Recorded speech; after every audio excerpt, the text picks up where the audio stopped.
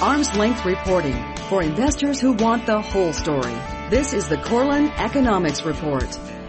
ER Politics. I have Steven Nemerovski with me right now. Steve did a great job on the show last week. He helped us close it out in segment 7 and segment 8.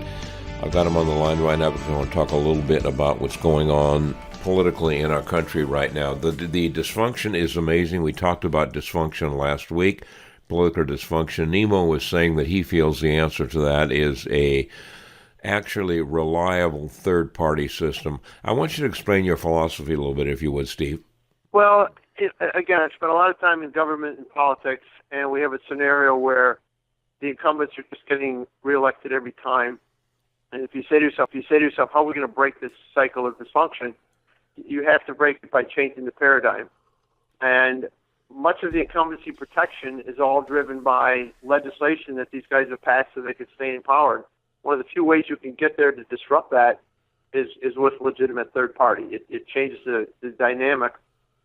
Last week, I think as I explained, the simple math of it is if you take any legislative body and you elect enough seats so that neither party has a majority, I think you then change the paradigm and you force conversation and you force compromise. And that's the goal of all this, to get back to compromise and conversation and problem solving.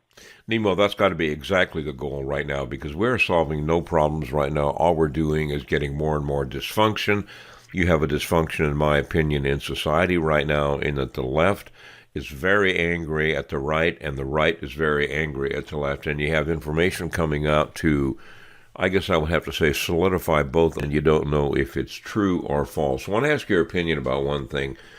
President Trump has said he's more than happy to meet with Mueller, and his only caveat is he wants to make sure that it is on the record. How do you feel about Mueller interviewing the President of the United States? I guess I should say investigating.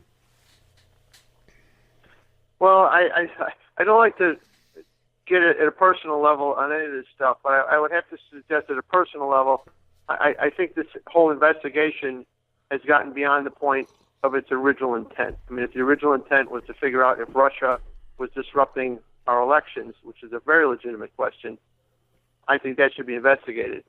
When you bring in a special counsel, you then open yourself up to a bunch of tangents, and it seems like we are heading in a lot of tangents all at one time here. And noisiest tangent, of course, is the tangent about the president.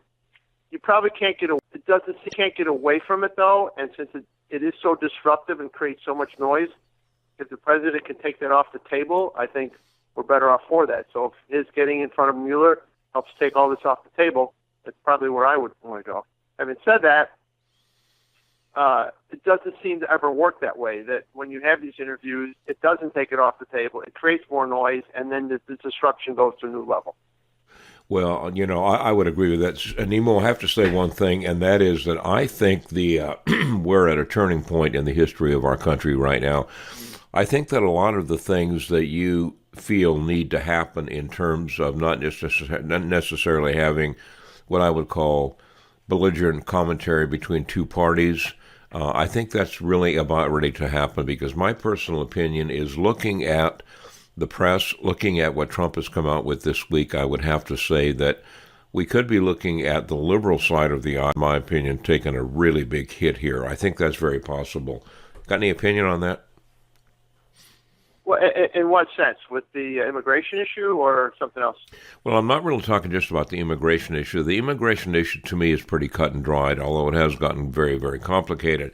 But I'm talking about the investigation headed up by Mueller. I'm talking about the allegations against Mrs. Clinton, Secretary Clinton, former Secretary Clinton. I'm talking about the allegations of severe impropriety having occurred by both Secretary Clinton and the events at the Democratic Convention. I think that that's going to really come back to haunt them, if in fact it's true. And I personally, with all of the research I have done on that issue, I'm pretty confident that it's true. Agree or disagree? Well, here's where I would come out on this. The old expression is, what goes around comes around. Right.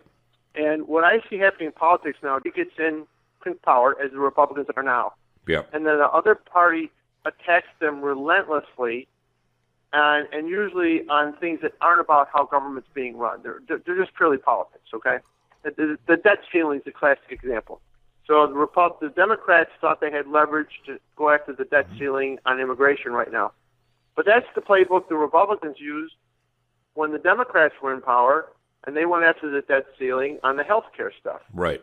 So what I think these parties do to each other is they don't realize each one reads the other's playbook, And then when one's in power and the other's not, they come after the other one. But that just opens themselves up for when they're in power. So the dysfunction feeds on itself in that way because no one lets anything get finished in government, and they all are in this endless cycle of attack.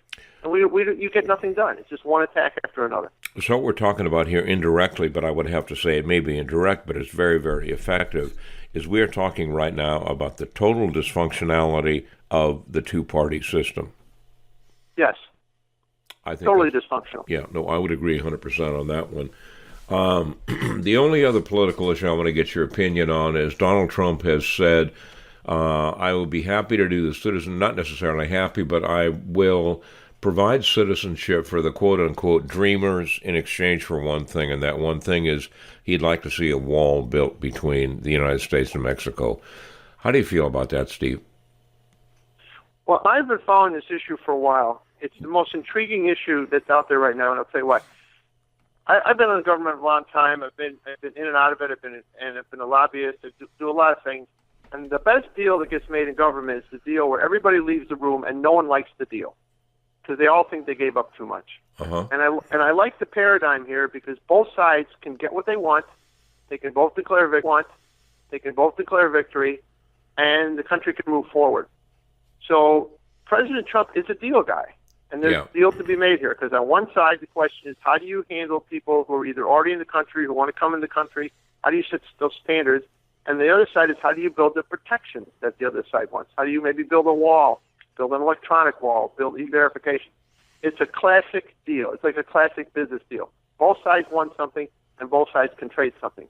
The question is, can they actually get in a room and make a deal and make a trade, or will they back off as they always do and go back to their bases and say, well, those other guys wouldn't make the deal, and here's why I did what was best for my base. And if they only look at what's best for their base, that's when we get no results because it's just politicized. Last question. I happen to agree with you 100% on that one, Nemo, but the last question I want to ask you is there such thing out there right now in society called credible news? The term fake news is I think that's a little bit dramatic, but is there any credible news out there in your opinion right now? I got to tell you, being the junkie that I am, the news junkie that I am, I really have to wonder. I think it's hard to define it, and that's what I think you're asking for, what you call this phenomenon. But what we have, in my opinion, is we have polarized news. So when I look at an issue, Al, I go to information that's coming from the left, and I look for information coming from the right, and I try and figure out how to balance it. But if I don't look at a news report from all sides, I don't ever feel that I'm getting the full story anymore. I just don't think you can read one production, one news media, get one information from one source, and really know what's going on. You can have the exact same story reported on, and it gets reported so differently, it's just skewed. How about if we call it skewed news? Can you say that fast 10 times? Skewed news. You know, I'd have to agree with you, Nemo, 100% on that one. Real quick, we've only got about 30 seconds here. Tell us for a briefly what your television show accomplishes. The show's called None of the Above. It's on grassroots television in Aspen, Colorado, and it's meant to be an educational place where people can go and learn some of the great work that's being done by people who want to fix this dysfunction and fix this polarization.